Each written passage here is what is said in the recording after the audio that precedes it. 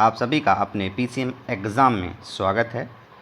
दोस्तों, हमारा जो सीरीज चल रही है वो एसएससी कंबाइंड फेस 11 2023 में अभी जो पेपर होने वाला है बहुत ही ज़बरदस्त, जिसमें आपकी अगर हम बात करेंगे तो टोटल आपका 10th का 10+2 का मैट्रिक सभी का निचोड़ हमने देखकर एनालिसिस करके एक नई सीरीज़ का नया सब्जेक्ट आपके बीच में दोस्तों लेकर आया हूं, जिसमें आपका कंप्लीट बायोलॉजी संपूर्ण जीव विज्ञान का हम अध्ययन करने वाले हैं, जिसमें आपका कम से कम 50-50 बार क्वेश्चन को रिपीट किया गया है, पूछा गया है, वो सारे क्वेश्चन लेकर आया हूं।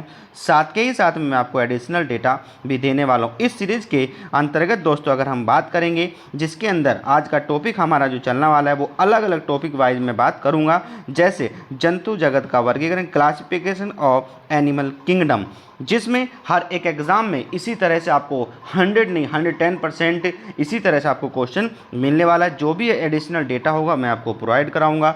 आप अपने नए सब्जेक्ट को बहुत ही शानदार और बहुत ही ज़बरदस्त तरीके से दोस्तों सपोर्ट करिएगा, इसको कंटिन्यू शेयर करिएगा ताकि आपसे कुछ भी नहीं बचना चाहिए। दोस्तों, आज की जो क्लास में उसमें मैं आपको बताने वाला हूँ कि हमारे पास में किंगडम क्या होता है, किस तरह से किंगडम होता है, स्टडी किसकी स्टडी को हम क्या कहते हैं, वो सारी की सारी चीज़ें हम इसमें पढ़ेंगे। साथ के ही साथ में ये भी जानेंगे कि हमारे पास में जैसे मतलब बात करें किंगडम कितने प्रकार के होते हैं, उन किंगडम के अंदर कौन कौन सी व्याख्याएं की जाती हैं, ये सारे के स्पंज क्या होता है, वो सारी चीज़ें आप 1 to 1 करके हम पढ़ेंगे। क्योंकि ये जो आपका बायोलॉजी है वो धुआंधार और बहुत ही बेहतरीन ज़बरदस्त तरीके से आपके बीच में चलने वाली है। तो दोस्तों, हर एक सीरीज के अंदर 25 से 30 क्वेश्चन होंगे, प्लस में एडिशनल डेटा होगा। बच्चों, अपने परिवार को सपोर्ट करो, ज़्यादा से ज़्यादा शेयर करो ताकि मैं और अपने अच्छे से मेहनत लेकर आऊँ आप लोगों के बीच में। तो दोस्तों, स्टार्ट करते हैं आपका सेशन बहुत ही बेहतरीन और बहुत ही ज़बरदस्त तरीके से। तो चलिए दोस्तों, पहला क्वेश्चन आपके बीच में है। चलिए दोस्तों, यहाँ से फटाफट आप तैयार हो जाइए और साथ में इसके सभी के आंसर आप दे के चलिएगा। पांडा निम्न में से किस युग के प्राणी के समान होता है? तो दोस्तों याद रखिएगा, इसका सही आंसर अगर हम बात करेंगे तो इसका सही आंसर हमारा क्या होगा दोस्तों, हमारा जो पांडा होता है वो एक तरह से कैसा होता है, भालू होता है। ये किसके समान होता है? तो ये हमारे भालू के समान होता है। आप देखिएगा इसी तरह से आपको क्वेश्चन मिलेगा। हम फटाफट तेज़ी के साथ में इसको भी सीरीज़ को ख़त्म करने वाले हैं। चलिए दोस्तों, ये क्वेश्चन नंबर पहले का सी ऑप्शन आपका करेक्ट हो जाता है। आगे बढ़ेंगे, क्वेश्चन नंबर 2 आपके बीच में स्पंज क्या होता है? तो दोस्तों, स्पंज आपका क्या होता है, एक तरह से क्या होता है आपका, ये एक जंतु होता है। ये क्वेश्चन मोस्टली हर एक एग्जाम में आपको कंटिन्यू पूछा जाता है। दोस्तों, इस तरह से आप स्टार बना के इसको कंटिन्यू अपने पास में रख लीजिएगा। चलिए आगे बढ़ेंगे। सामान्य जंतु स्थान बदल सकते हैं, लेकिन निम्न में से कौन सा जंतु अपना स्थान नहीं बदल सकता? तो दोस्तों, उसका सही आंसर हमारा जो हो जाएगा वो हमारा क्या हो जाएगा, हाइड्रा इज करेक्ट आंसर आपका हो जाता है। चलिए आगे बढ़ेंगे दोस्तों। निम्न में से कौन वास्तविक मछली है? तो इसका सही आंसर हमारा क्या हो जाएगा, इसका सही आंसर हमारा कुत्ता मछली या डॉग फिश हो जाता है। अगला,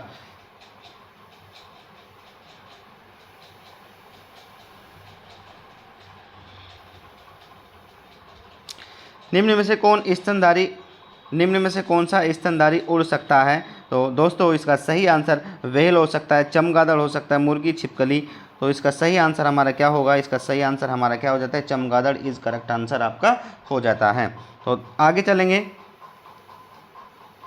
कोलंबा लिविया किसका वैज्ञानिक नाम है? तो कोलंबा लिविया किसका वैज्ञानिक नाम है, ये भी आपको पता होना चाहिए। तो कोलंबा लिविया जिसका हमारा वैज्ञानिक नाम होता है उसको हम कहते हैं कबूतर, उसको हम क्या कहते हैं, कबूतर इज करेक्ट आपका आंसर हो जाता है। कबूतर इज करेक्ट आंसर आपका हो जाता है। आगे बढ़ेंगे।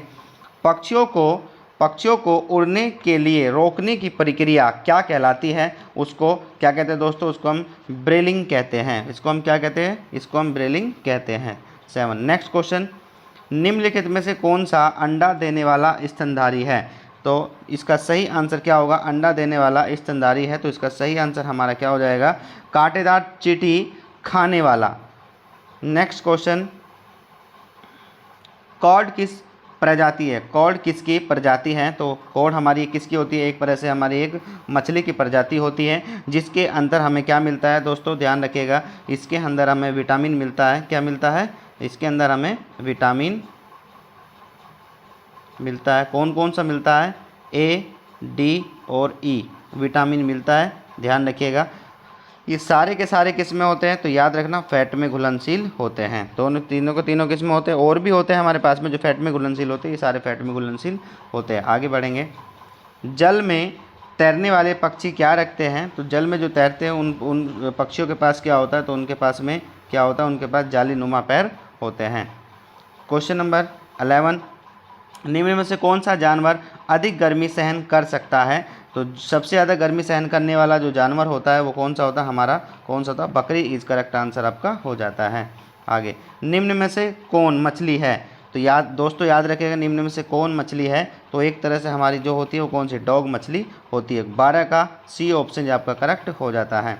आगे, निम्न में से कौन सा युग्म स्तनधारी वर्ग से संबंधित है, तो दोस्तों याद रखिएगा इसका करेक्ट आंसर क्या हो जाएगा, इसका करेक्ट आंसर हमारा क्या होगा, वेल हो जाएगा, चमगादड़ हो जाएगा, कंगारू हो जाएगा और हिप्पोटोमस हो जाएगा। हिप्पोपोटेमस इज करेक्ट आंसर आपका हो जाएगा। तो 13 का डी ऑप्शन आपका करेक्ट हो जाता है। नेक्स्ट, निम्न में से कौन सबसे बड़ा पक्षी है, तो दोस्तों इसका सही आंसर हमारा जो हो जाएगा वो हमारा शुतुरमुर्ग होता है। और सबसे ज़्यादा शुतुरमुर्ग कहाँ पाए जाते हैं, तो याद रखना कहाँ पर पाए जाते हैं, ये अफ्रीका में पाए जाते हैं। कहाँ पर पाए जाते हैं, ये अफ्रीका में पाए जाते हैं। तो इसका ये भी करेक्ट आंसर रखिएगा।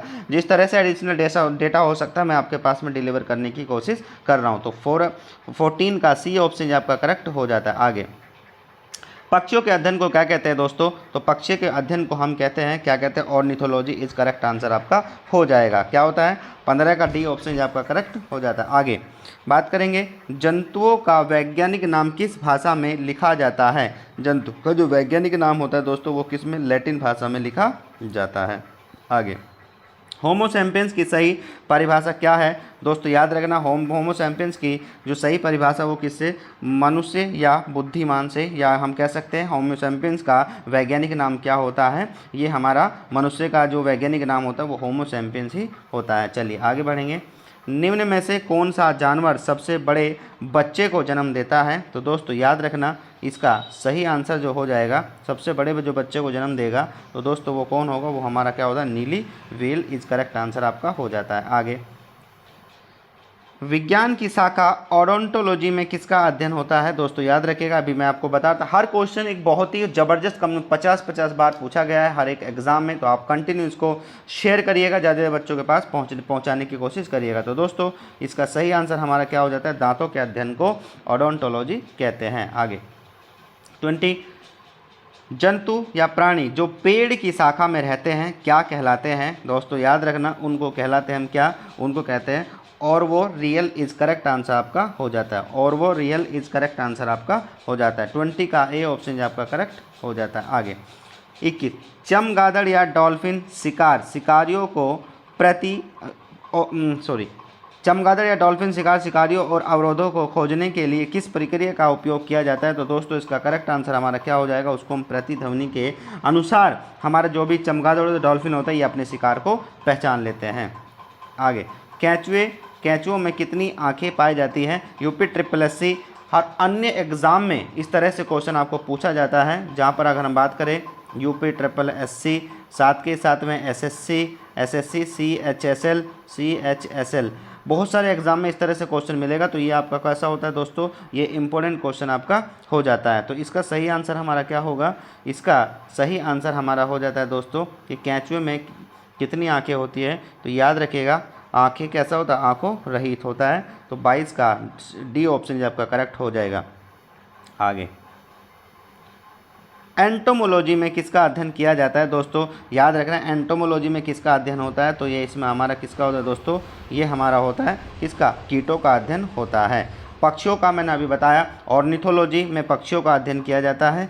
पक्षियों में किस में, ऑर्निथोलॉजी में पक्षी का अध्ययन होता है।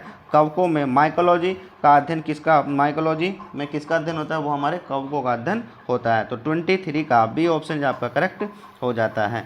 नंबर 24, 5 जगत वर्गीकरण सिद्धांत किसने दिया था, तो दोस्तों याद रखना इसको देने वाला कौन था, RH विकेटर इज करेक्ट आंसर आपका हो जाता है। 24 का ए ऑप्शन आपका करेक्ट हो जाता है। दोस्तों आज के लिए इतना ही क्वेश्चन था, बहुत ही बेहतरीन था, बहुत ही ज़बरदस्त था। सीरीज आपकी स्टार्ट हो गई है, इस तरीके से अपना प्यार बनाते रहिए और मैं आपकी कंटिन्यू बहुत फिल्टर अलग अलग किताबों में से छांट छांट के डेटा जो जिसकी आगामी एग्ज़ाम में देखने की प्रबल संभावना 100% आपका कम से कम बार बार पूछने की संभावना प्रबल होने वाली है, मैं इस तरह से आपके क्वेश्चन डालने वाला हूँ। तो बच्चों मिलते हैं बहुत तेज़ी के साथ में, सुबह शाम मैं आपके लिए क्लास लेकर आने वाला हूँ। आप अपनी तैयारी को बहुत ज़ोर शोरों से चलाते रहिए बच्चों। तब तक के लिए अपनी तैयारी रखिए और मैं आपके लिए नया कंटेंट तैयार करता हूँ। तब तक के लिए बाय बाय, टेक केयर।